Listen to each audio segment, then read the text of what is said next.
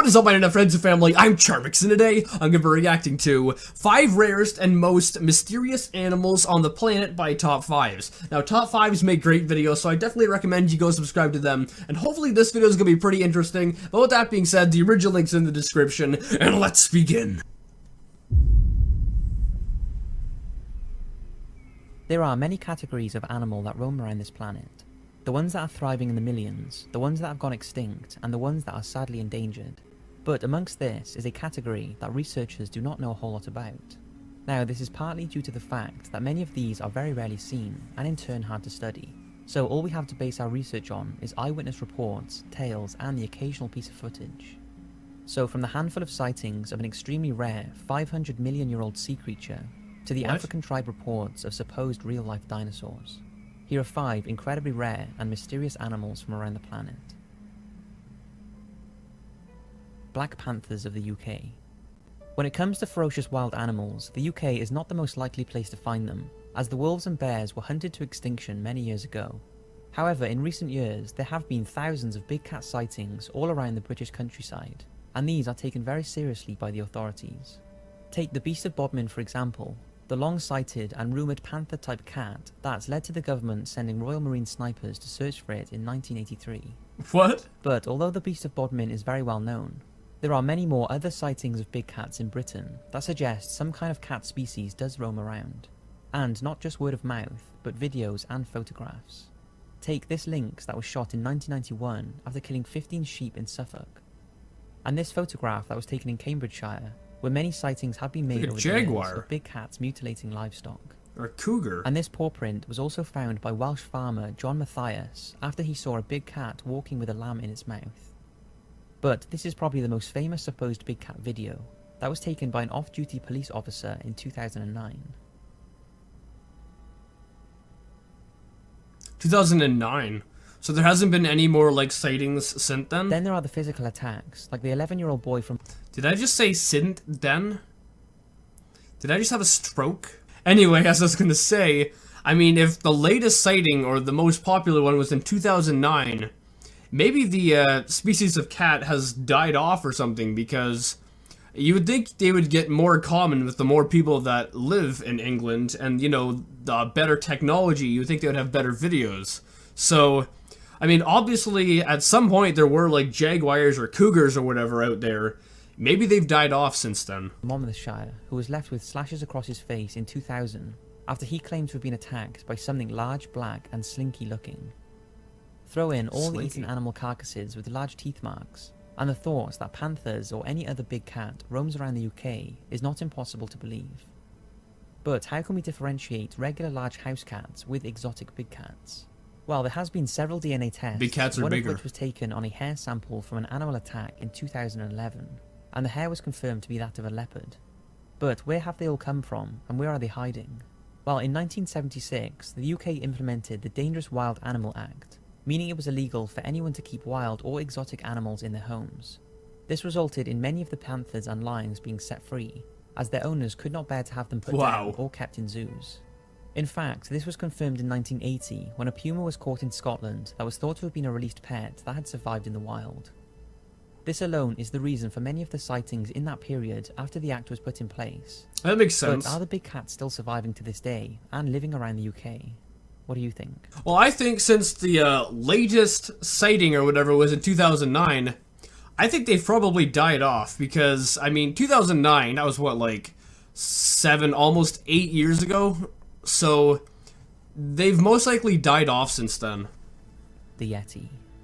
Stories of the Yeti, or the Abominable Snowman as it's often called, have been a big part of Himalayan folklore for hundreds of years.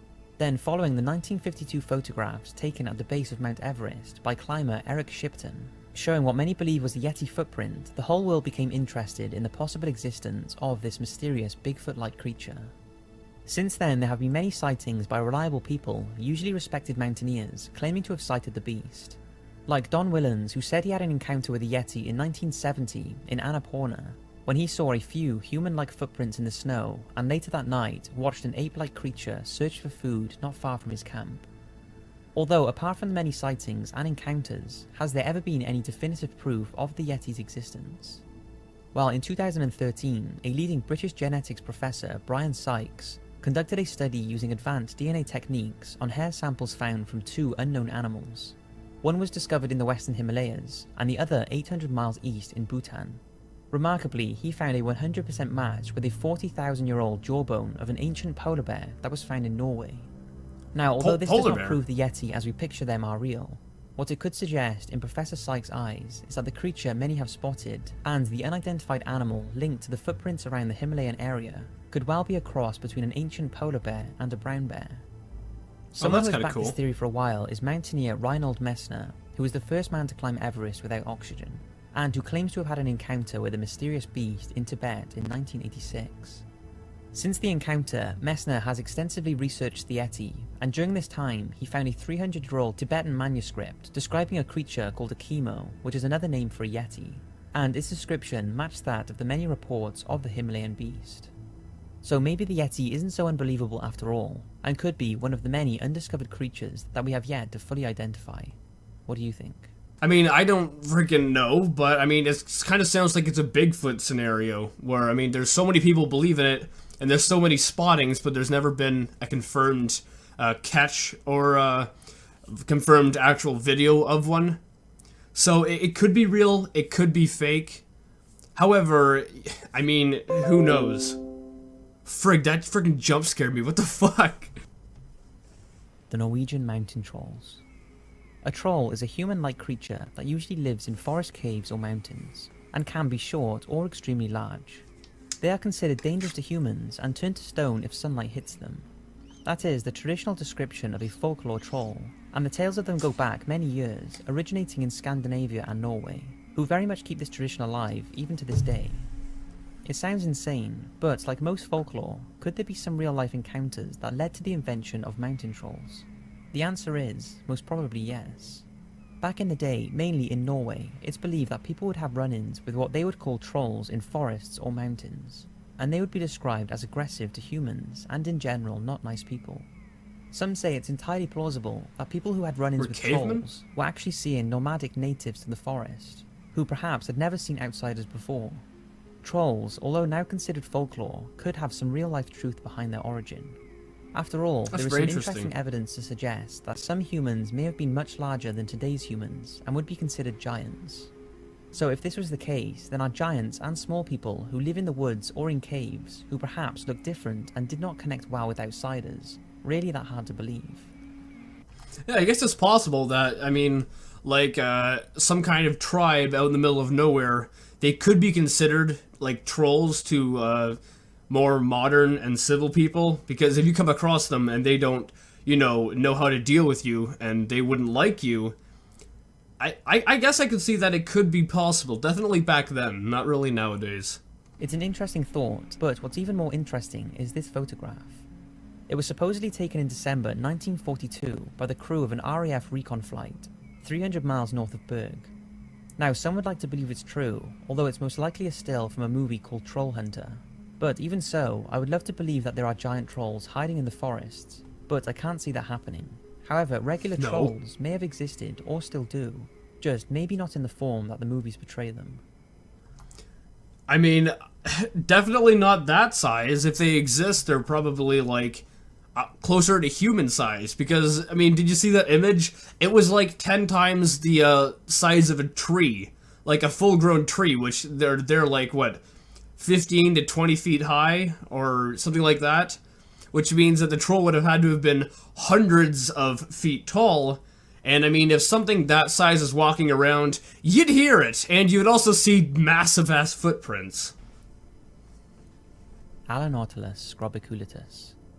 Now, there is very little to talk about this next creature, because it has only been spotted a handful of times, making it the rarest known about creature in the ocean. Oh, that's cool. It's called an Alanautilus scorbiculatus, and they are a small 15 to 21 centimeter furry-shelled cephalopod that's fossils were first discovered by John Lightfoot in 1786. But what's fascinating about these is they're considered as a living fossil, meaning they have pretty much stayed the same for millions of years. 500 million years to be exact is what researchers have dated this Alanautilus species. Despite being around for this long, they were only first seen alive in 1984 and 1986 when two scientists, Dr. Bruce Saunders and Dr. Peter Ward, saw the creature in the waters just off of an island in Papua New Guinea. After their sighting, they believed the species was close to extinction. But then in 2015, Dr. Ward returned to Papua New Guinea to study this prehistoric species and found some more 600 feet down. Dr. Ward and his team managed to capture one and take samples before releasing it back where they had found it. Their studies concluded that these creatures are isolated in deep depths and are unable to survive in warmer waters. But it's not only their rarity that fascinated Dr. Ward, but also the strange hairy and slimy covering that's on its shell. To date, this species has not been seen since 2015 and will continue to be one of the rarest known about creatures in the ocean. So, last year? I mean, it's not that far away. I mean, it's only like a year ago, or at this point, almost 2 years ago. Living dinosaurs. The thought that dinosaurs used to roam the same planet we do is hard to visualize, but they did, and millions of years later we are still fascinated by them. But what if I said that some people believe dinosaurs were not completely wiped out, and that cryptozoologists strongly believe there are still some living in remote and unreached parts of the world, mainly deep in the vast unexplored jungles of Central Africa? These thoughts have come about not by someone's imagination, but by the many sightings that the tribes who live in the African forests have reported. Probably the most famous of these sightings is an animal that has been named the Mokele Mbembe, reported to live in the Congo River Basin. It's said to be extremely dangerous and territorial, and sightings of this semi-aquatic creature go back to the 1700s. There are plenty of local eyewitnesses of this creature, and it's likened by its description to a sauropod dinosaur. But that isn't the only supposed dinosaur in Central Africa.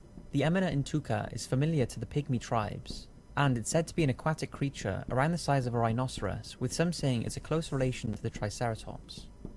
Then there is the bad-tempered Ngubu, said to live in the savannah area of Cameroon, described as a small rhinoceros with horns and a frilled neck, that is said to be a descendant from a ceratopsian species. All of these creatures have been described by people who live in these dense and dangerous areas of Africa, which are not the sort of places that would be safe for researchers or anyone for that matter to visit for too long. So finding physical proof of what these people believe they have seen for now seems impossible. But what...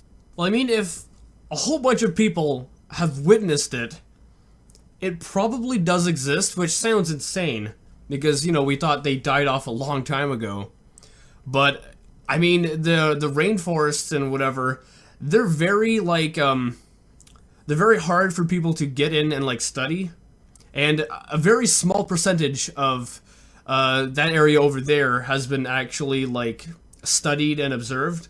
So, I mean, it is possible that some kind of dinosaur or whatever could survive down there because humans can't get there for the most part. Or the humans don't go there. So, it is possible. However, to me it sounds unlikely in this day and age, but I mean, if a whole bunch of people have witnessed it, either they're trying to troll everyone, or it actually did happen. What I find fascinating is that from the small amount of trips that have been made to these areas, the tribes who have been asked about these animals all point to dinosaurs as what they have witnessed when shown pictures. Add the fact that the tribes have absolutely nothing to gain from their believed sightings, with the search teams saying they do not want money and the last thing they want is publicity. It makes you wonder, why would they be lying? This by no means grants them full credibility, because to say that dinosaur descendants still roam Africa just based on eyewitness reports would be incredibly illogical. But given the fact that I can't imagine what we would find if we removed all of the water and forest from Earth, rare and undocumented animals that could have similar features to dinosaurs are really not that hard to believe. I would love to think this is all true, and that the tribes people are really seeing what they are reporting. What do you think? So as I said, I think it's probably possible that they could exist still, because if humans with machine guns and shit like that haven't been down there, the dinosaurs might have been able to fend off from humans with spears and stuff like that. But if the humans with machine guns and rocket launchers and shit like that, if they got down there, there's no way the dinosaurs lived, because they would have been killed off. So they might be real still, they might not be, I don't know, but it's really interesting thinking that they could still be, you know, living today. Alright guys, I hope you liked this video. This was very interesting, and if you did like it, make sure you give it a thumbs up, possibly share it with a friend. If you're new, subscribe and join the family today, and I'll see you guys next time. Woo!